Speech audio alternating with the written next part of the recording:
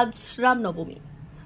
আর এই রামচন্দ্রের জন্মতিথি উপলক্ষে বর্ণাঢ্য বাইক র্যালির আয়োজন করল মেদিনীপুর শহরের শ্রীরাম নবমী সমারোহ সমিতি। এদিন শহরের টিভি টাওয়ার মাঠ সংলগ্ন এলাকা থেকে এই রামনবমীর বাইক র্যালি শুরু হয়। সমিতির কর্মকর্তাদের দ্বারা এই বাইক র্যালি উদ্বোধন হয়। এরপর সেই বর্ণাঢ্য বাইক র্যালি টিভি টাওয়ার মাঠ থেকে কেরানীতলা, বটতলা, দারিবাঁধ, পঞ্চুচক, এলআইসি হয়ে গোটা শহর পরিক্রমা করে। এই বাইক র্যালিতে রাম ভক্তরা তাদের পতাকা নিয়ে অংশগ্রহণ করে। স্লোগান ছিল একটাই, জয় শ্রীরাম। প্রায় 20,000 বাইক নিয়ে এই বাইক র্যালি অনুষ্ঠান অনুষ্ঠিত হয় শহর জুড়ে, যা দেখতে ভিড় জমান রাস্তার দুধারে অসংখ্য মানুষজন। এরপর আগামী 2 দিন ধরে ভগবান শ্রী রামচন্দ্রের পুজো হবে কেরানীতলায়।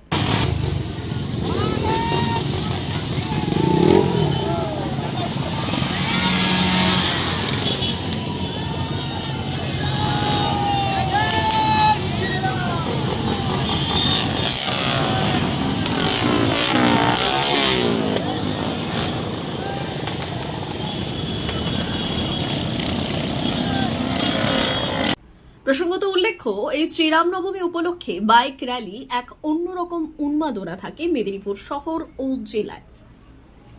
যদি ওই বাইক র্যালির অনুমতি নিয়ে যথেষ্ট কাঠখড় পোড়াতে হয়েছে এই রাম ভক্তদের, প্রয়োজনে হাইকোর্টের দ্বারস্থ হতে হয়েছে তাদের।